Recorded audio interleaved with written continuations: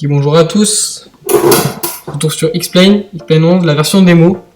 Aujourd'hui je vais vous montrer comment avec cette version de démo, on peut quand même réussir à faire un vol complet sans avoir toute la version débloquée. Donc c'est-à-dire on va rester sur les paysages de la version démo. On commence. Si vous avez déjà fait vos réglages, vous allez dans nouveau vol. Moi je prends souvent le Boeing 737-800, c'est l'avion de base du jeu. Puis vous n'allez pas choisir Seattle, cet aéroport, c'est l'aéroport aussi le principal, voilà. Moi j'ai enregistré tous les aéroports qui ne nécessitaient pas d'avoir la version payante. Et vous allez choisir celui-là, où l'idée c'est KPAE. Donc vous double-cliquez dessus. Et vous vous placez, par exemple, pour faire vraiment un vol complet, vous allez vous placer sur un des parkings, par exemple celui-là. Histoire de vraiment simuler. Si vous mettez en début de piste, c'est vrai que tout est prêt et vous simulez pas grand chose. Pour que ce soit plus simple aussi, moi j'ai activé ça. C'est-à-dire que quand le jeu aura chargé, tout sera prêt déjà. Voilà. Donc vous mettez la météo, vous mettez pas trop, voilà. Moi j'ai mis juste un peu de nuages. Parce que sinon ça fait vraiment le pays des merveilles. Et alors l'heure, moi je me mets à 5 heures parce que c'est une heure où il n'y a pas trop d'avions dans le simulateur, des avions, des faux du coup, des simulés. Et voilà, on peut démarrer le vol. Donc on va aller, le vol, pendant ce vol, on va aller de cet aéroport KPAE jusqu'à KSEA, c'est l'aéroport de Seattle, le principal, le gros. Voilà. Donc dans le simulateur, tout sera prêt, donc c'est vraiment une vidéo dédiée vraiment aux débutants, ceux qui sont pas du tout pros, parce que sinon je ne maîtrise pas du tout parfaitement le simulateur, pas du tout.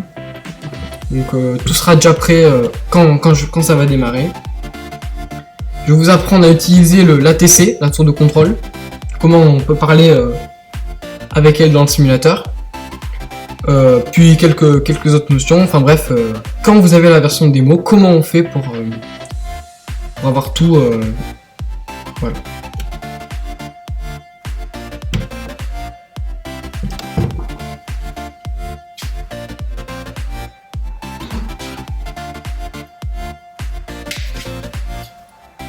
Donc je vous conseille, si vous n'avez pas fait vos réglages, je vous conseille d'abord de charger le jeu et après de faire vos réglages.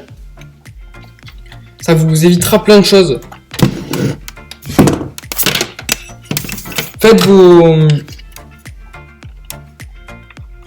Faites d'abord vos réglages. Démarrez d'abord le vol, puis ensuite faites vos réglages.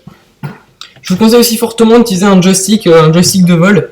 Si vous n'avez pas ça, ce sera pas avec les flèches, ce sera avec la souris. Donc c'est vraiment pas top. Donc achetez-vous un joystick, il y en a des premiers prix à peine 40 €. Et ça vous aidera vachement. Donc là, quand ça aura chargé, on fera directement les paramètres. Je vous montrerai un peu comment ça se présente.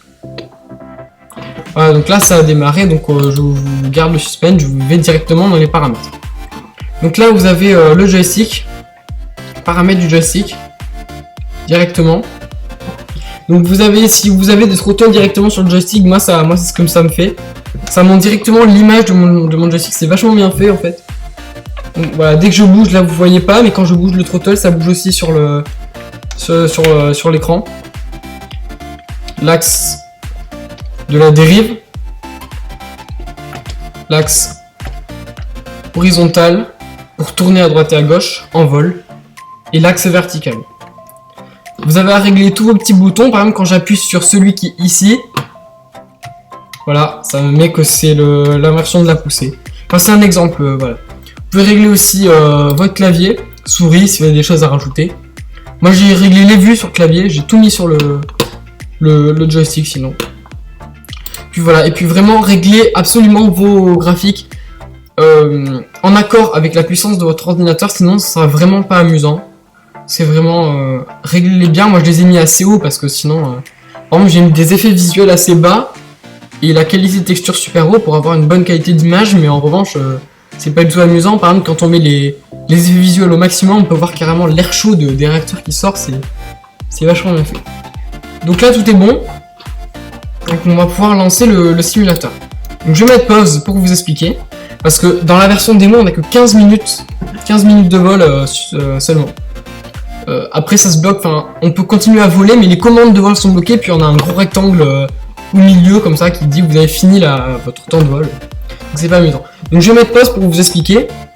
Donc alors moi je vais sortir ça. Ça c'est juste pour un viseur, c'est pour faire un petit viseur quand je suis en mode manuel, parce que je sais que là où je vais c'est après au milieu quand je suis sur cette vue. Ensuite je vais vous apprendre quelque chose d'important aussi sur le simulateur, c'est le pilotage automatique. Parce que pour faire un vol, vous pouvez pas tout faire en manuel, enfin c'est vraiment très pénible. Donc sur le pilotage automatique, voilà, vous avez ici la vitesse qui se règle avec ce bouton. Nous on va voler à 300 nœuds, ce qui correspond à peu près à 500 km/h. Voilà. La piste est alignée à 165 nœuds, mais 165 degrés nord, pardon. Et vu que la piste, par exemple, elle est ici, et ben nous on est plus décalé, donc on ira d'abord à 180 degrés, puis après à 165. Ça je vous expliquerai. L'altitude, on va mettre 2500 pieds. Voilà, et puis c'est tout. Alors ensuite, on sort un cran de volée. Les volets, vous en avez pas besoin pour le décollage, la piste est assez longue, normalement il faut sortir au moins 3 crans, mais voilà, là on va en sortir qu'un. Si vous sortez rien du tout, ce qui vous décollerez quand même, mais il va faire une alerte qui se trouve ici dans ces eaux-là, je crois. Ici, là exactement. Qui va vous dire qu'on a mal fait les réglages pour le... C'est des capteurs de base, qui dit que si on n'a pas sorti les volets, eh ben, il fait une alerte quand on décolle. C'est-à-dire qu'il considère qu'on n'est pas prêt pour le décollage. Alors, je vous expliquerai en vol, mais là je vous explique aussi ici comme ça, parce que moi je le ferai super rapidement pendant le vol. Donc ici, vous avez l'activation de la machine, de tout ce système. Donc pendant le vol, la première étape quand on va activer le pilote automatique, quand tout ça c'est prêt, voilà, vous activez ça. Voilà. Là je vais le laisser désactiver. Ensuite vous activez ça vous permet de dire ok, prenez les contrôles les commandes de mon avion. Donc là c'est-à-dire quand je vais bouger, eh ben, ça ne fera rien du tout. Ça, c'est le pilote automatique qui prend. Vous activerez ici Speed pour la vitesse, HDG Select pour le cap, donc il tournera automatiquement. Et puis ici, l'altitude, nous on va mettre une vitesse verticale de 800 pieds par minute. Et ce qui est bien, c'est qu'automatiquement, quand il verra qu'on atteindra l'altitude qu'on a réglée, eh ben, il va se remettre en mode altitude hold. Donc là, c'est juste horizontalement bloqué. Et voilà. Donc au niveau des commandes, c'est important. Y a plein de choses que je ne connais pas, que je ne vous expliquerai pas. Ça, je sais que c'est pour faire les plans de vol, mais je ne sais pas exactement comment on s'en sert. Il y a plein de choses que je ne sais pas faire, puisque là, l'avion est en fait, il est démarré. Là, il est prêt à voler. On peut y aller. Voilà. Donc le plus important à connaître, par contre, absolument, c'est ces deux cadrans. Lui, il indique le cap. Il indique aussi des petites choses. C'est une sorte de radar. Voilà, là, on voit qu'on est à 75 degrés. Et lui, c'est le plus important. Il indique la direction, c'est-à-dire que si on tourne, il se penchera. Et voilà, ici c'est l'altitude en pied. Là c'est l'altitude, mais la distance en fait par rapport au sol. C'est-à-dire c'est pas l'altitude par rapport au niveau de la mer, voilà. Donc ça c'est super important aussi. Et ça c'est la vitesse en nœuds. Attention, ce n'est pas en km/h. Voilà, donc je vous dis, c'est évident que ce soit en nœuds, mais cette vidéo est dédiée vraiment aux débutants, ceux qui commencent juste à ceux qui découvrent juste X-Plane. Voilà, donc tout est prêt. On va pouvoir faire le plan de vol. Voilà, donc là, je remets pause, parce que sinon ça m'utilise du temps. Donc je fais le plan de vol, réglage de la fréquence automatique et utiliser un assistant pour le départ, c'est deux choses qu'il faut activer. En fait, je vous explique, vous faites d'abord votre plan de vol, c'est le plus important. Donc ça, vous touchez pas, vraiment pour les débutants, je vous montre. Vous mettez le nom de l'avion. En revanche, pour moi, c'est le Boeing 737-800. Voilà, c'est vachement bien fait. La compagnie, moi c'est Delta Airlines. Mais quoi qu'il arrive, moi je mets Delta Airlines et numéro de vol 0.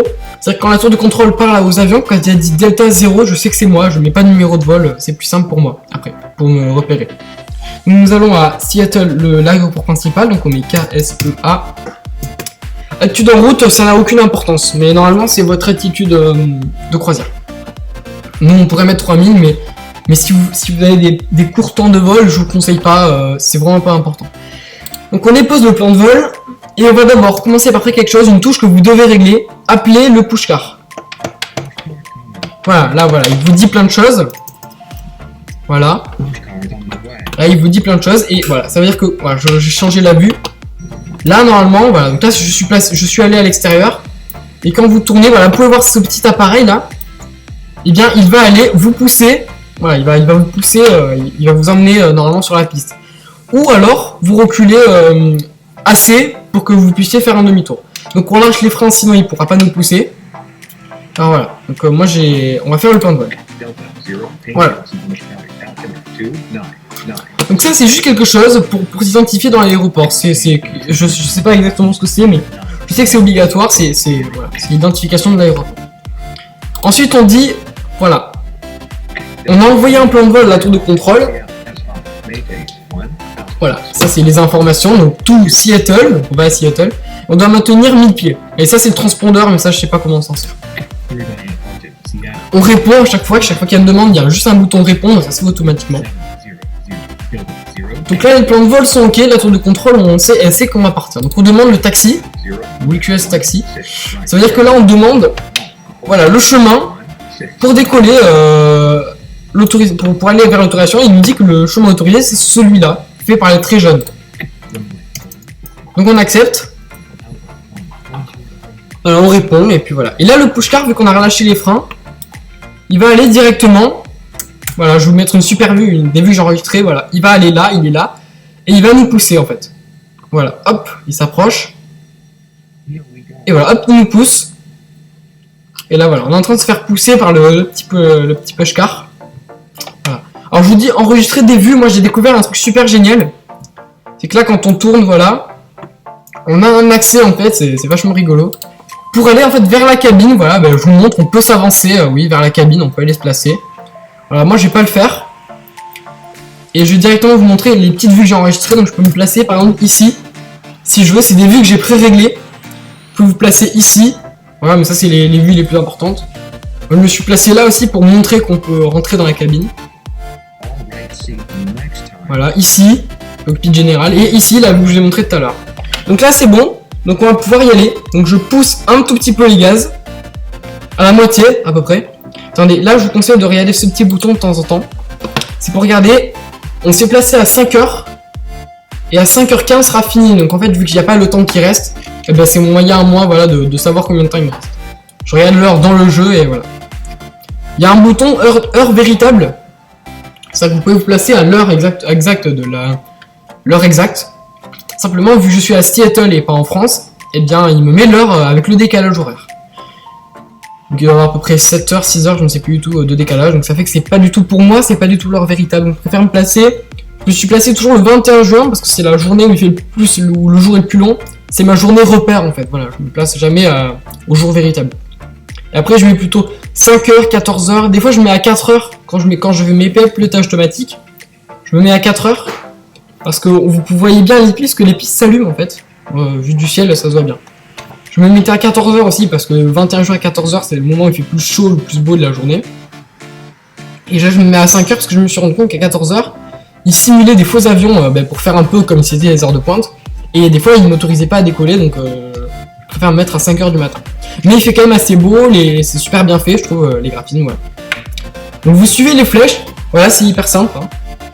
Vous tournez après avec votre joystick, ça je vais pas vous apprendre. Mais vous suivez les flèches, en tout cas c'est super simple. Alors attention, il avait demandé de s'arrêter devant la piste et respecter bien ça, parce que sinon après ça peut faire des erreurs. Je peux vous dire qu'on peut décoller et 2 secondes après vous dire de s'arrêter. Enfin ça fait des petits bugs. Si vous demande de vous arrêter, voilà, vous mettez le freinage. Moi j'ai un bouton réglé sur mon joystick, mais c'est ici là. Voilà, là hop, là vous avez le réglage du frein. Là hop, on nous a dit contacter cette tour. Donc là le premier tour radio là, il a fini son travail. Donc on répond. Et l'avantage de ce bouton réglage automatique, c'est que ça va faire ça. Voilà, hop, il a changé automatiquement. Alors que normalement, c'est à nous de le faire. Donc là, on demande à la tour de contrôle de décoller. C'est l'étape finale avant le décollage. Et là, généralement, il nous dit rapidement, voilà, qu'on peut décoller. Donc ça, c'est le cap pour bien s'aligner. Mais ça, on s'en fiche, parce que nous, on le connaît. Puis suivi de, vous êtes OK pour le décollage, bien sûr en anglais. Voilà, c'est un peu des codes, la tour de contrôle, c'est un langage particulier.